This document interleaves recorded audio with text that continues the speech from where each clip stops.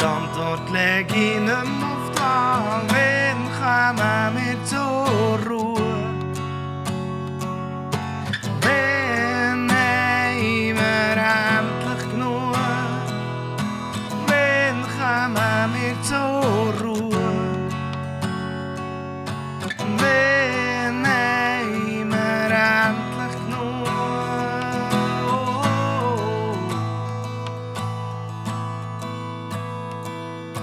Besser als all die anderen wette ich sein, nur ein bisschen.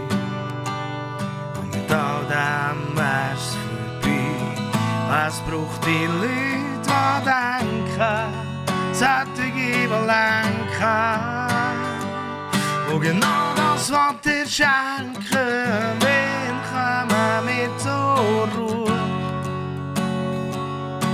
Wenn haben wir endlich genug?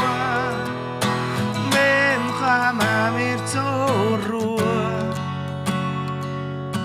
Wenn haben wir endlich genug?